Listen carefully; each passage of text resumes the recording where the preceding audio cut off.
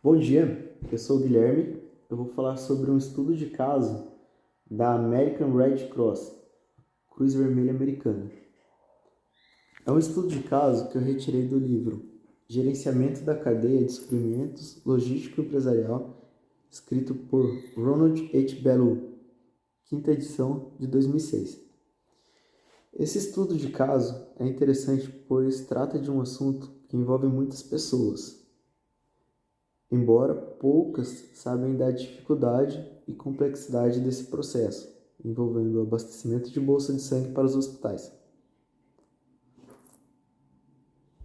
Primeiramente, é importante falar sobre o que é obsolescência, que é quando ocorre de um derivado de sangue, devido ao vencimento de seu prazo de validade, deixar de ser utilizável, precisa ser descartado. Neste caso, a diretora médica do Hemocentro Regional da Cruz Vermelha Americana, a doutora Amy Croston, ela se mostrou profundamente preocupada, pois em março daquele ano havia ocorrido obsolescência em larga escala de produtos de sangue e derivados. E em abril, por decorrência desse fato, ocorreu uma severa escassez, portanto, ambas sendo extremamente dispendiosas para a instituição. Então, ela iniciou estudos se alterações na gestão de estoque seriam capazes de reduzir os custos operacionais e aumentar a oferta de sangue para os hospitais. A missão declarada da Cruz Vermelha Americana é suprir as necessidades do povo norte-americano com sangue, plasma, transfusões mais seguras, confiáveis e baratas, por meio de doações voluntárias. Portanto, reduzir as despesas é fundamental para melhorar a eficácia do processo e cumprir sua missão, aumentando a oferta de sangue para os hospitais.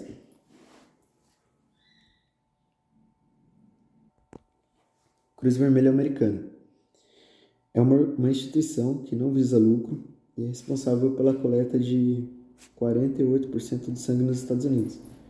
Depende exclusivamente de doadores voluntários. Apesar disso, tem custos operacionais no processo que geram valor agregado ao produto. Possui concorrência, que inclusive compra e paga pelo sangue para revender aos hospitais. Alguns dados. Ela realiza coleta, principalmente organizada em fábricas, igrejas e escolas. As bolsas de sangue possuem 400 ml por doador. O sangue e os hemoderivados são produtos perecíveis. O produto ele precisa ser submetido a testes e pode ser separado em diversos componentes. 6.000 bancos de sangue para atender 2 milhões de norte-americanos e 5% da população norte-americana é doadora. O processo realizado pela Cruz Vermelha é realizado em 3 etapas. Primeira etapa, a coleta do sangue em igrejas, fábricas, escolas. São locais previamente agendados. A segunda etapa, teste e processamento. Diversos testes garantem a qualidade de segurança. Se necessário, o sangue ele é separado em hemocomponentes e após isso é armazenado. E a terceira etapa é a distribuição. Os hemocomponentes são levados para os hospitais e nos hospitais eles são armazenados seguindo a regra FIFO, First In, First Out. Alguns fatores que influenciam o estoque. A demanda, quando a unidade do tipo sanguíneo é pedida pelo hospital. A escassez, quando a demanda é superior ao estoque. A obsolescência, quando a unidade de sangue é vencida. Para o sangue integral, o prazo de validade é 35 dias. E algumas taxas que são importantes também. A taxa de escassez, que é os dias em que houve a escassez dividido pelo total de dias. A taxa de obsolescência, que são os dias em que houve obsolescência pelo total de dias.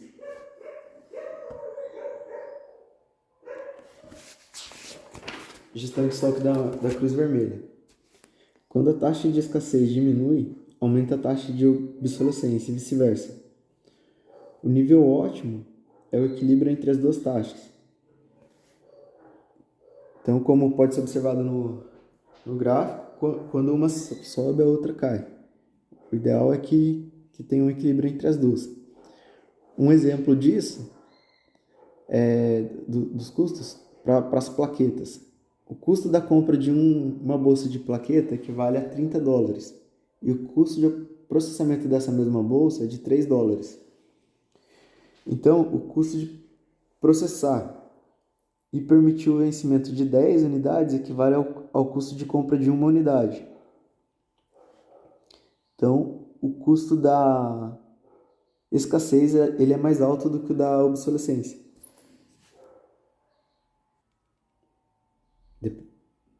Gestão do estoque dos hospitais. Eles utilizam em pacientes específicos, eles possuem uma demanda aleatória ao longo do dia, eles utilizam o sistema FIFO, First In, First Out, primeiro que entra, primeiro que sai. Bolsas que não são utilizadas retornam ao estoque da Cruz Vermelha. Quando está próximo ao vencimento, elas podem ser transformadas em outros hemocomponentes. O hospital ele sempre busca manter um estoque adequado, evitando a obsolescência.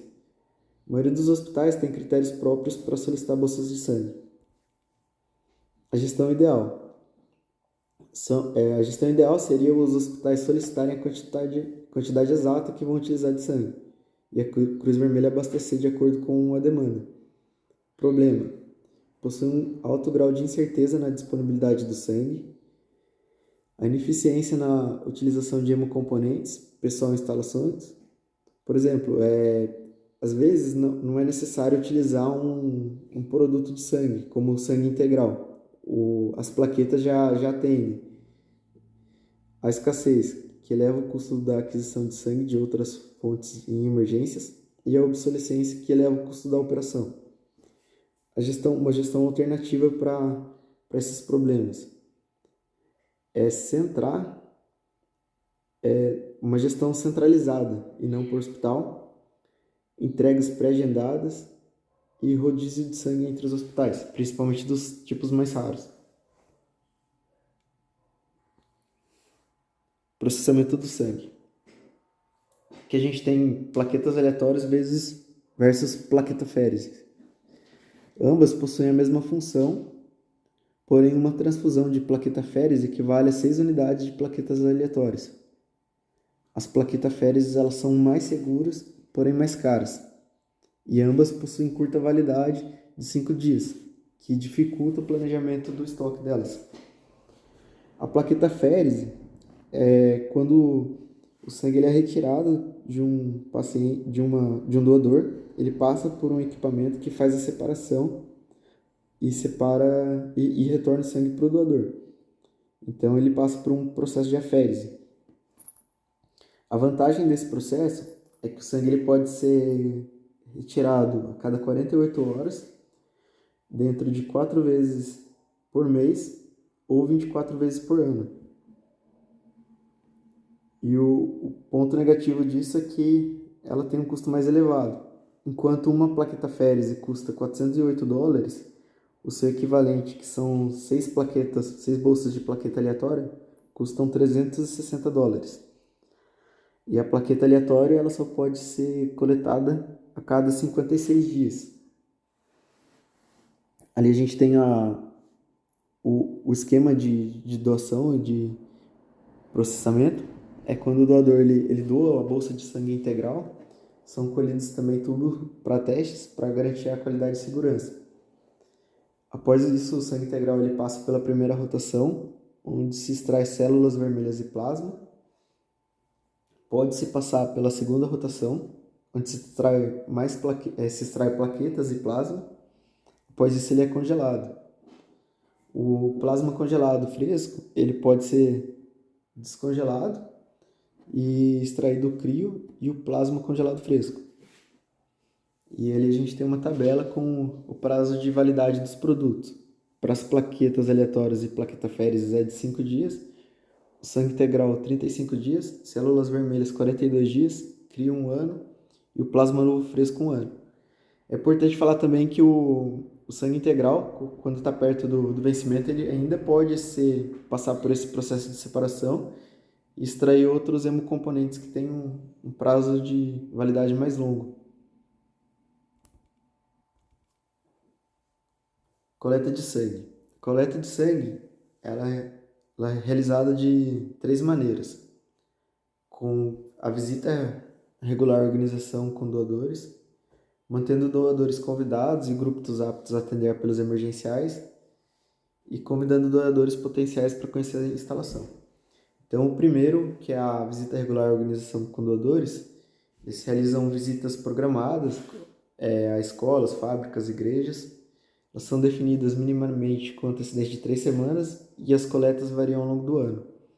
Existem períodos em que tem grande demanda com poucos doadores, como por exemplo o verão, onde essas instituições geralmente estão em recesso. E são períodos que o verão, aliás, ele possui grande índice de acidente. Então ali tem um gráfico com a quantidade de doadores, né? Então, por exemplo, colégios, que é uma instituição que está em recesso no verão, possui 11%. Indústrias e governo, 24%. Universidades, 5%. Então, no verão é um período onde se tem alto índice de acidente e essas instituições estão fechadas, né? Que dificulta o processo de coleta. Mantendo doadores convidados e grupos aptos a atender pelos emergenciais. Para resolver essa questão das instituições estarem em recesso e esses índices essa demanda que pode surgir, eles mantêm um cadastro de pessoas que são aptas a atender esses apelos. São pessoas que já são cadastradas, já têm o hábito de doar. Então, eles convocam essas pessoas quando estão numa época de demanda.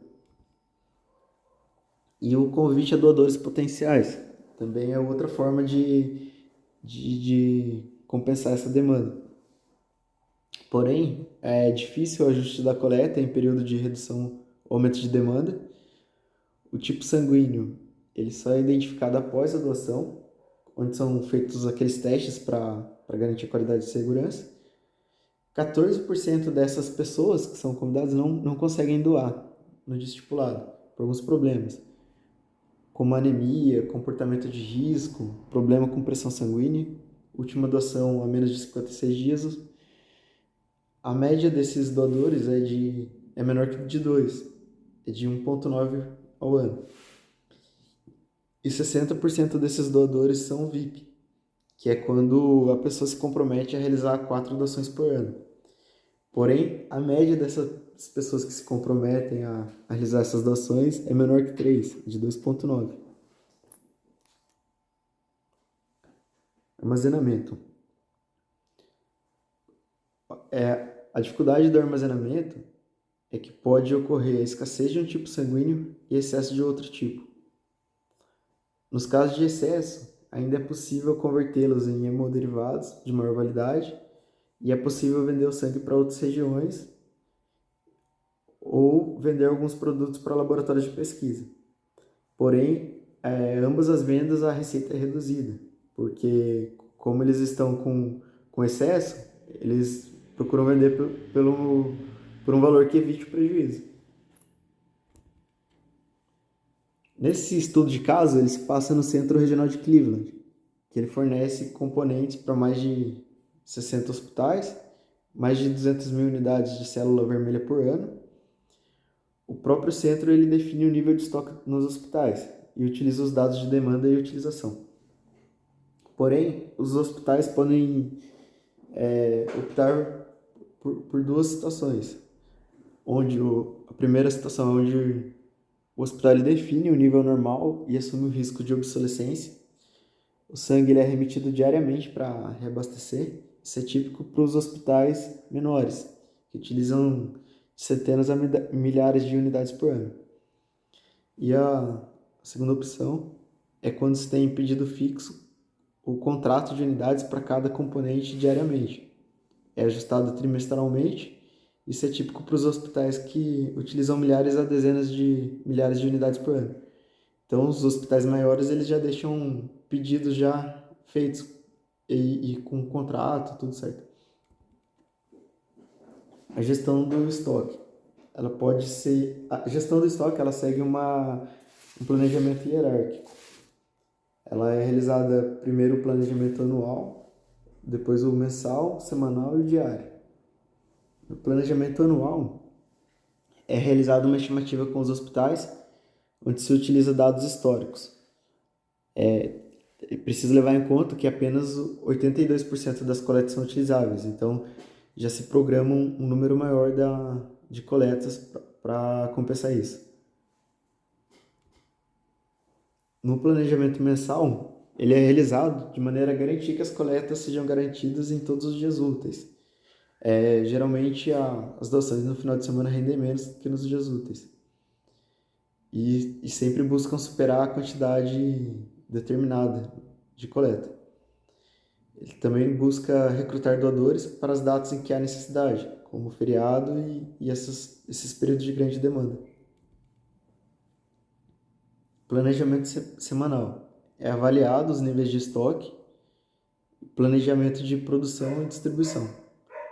Coletas e produção são realizados com base na projeção da semana. E planejamento diário.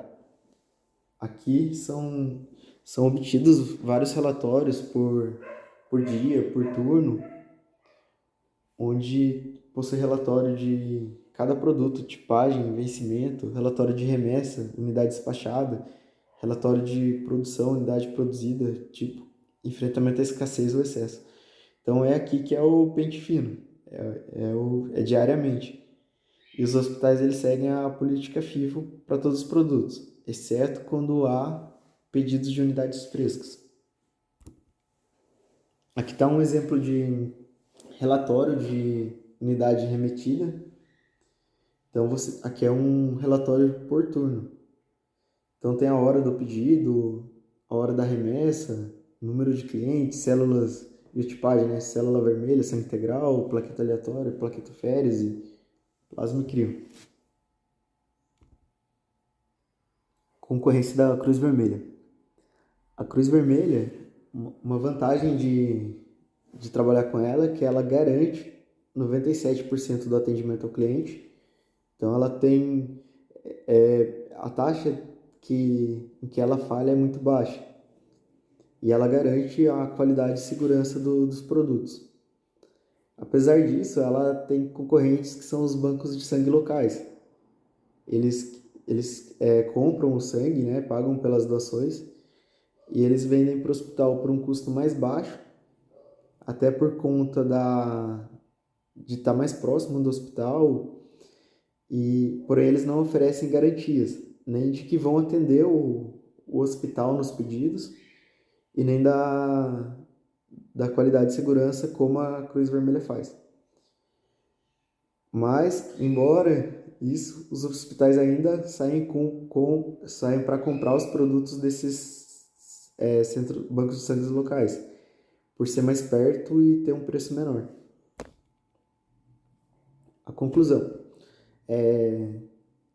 Devido à obsolescência que ocorreu em março, a doutora Croston procurou reduzir o montante de obsolescência e por isso ocorreu um alto índice de escassez, gerando grandes prejuízos. Então, por conta dela ter visto um alto nível de obsolescência, ela procurou reduzir os produtos e gerou o oposto disso, o alto nível de escassez. Que ainda é mais dispendioso do que o próprio nível alto de obsolescência.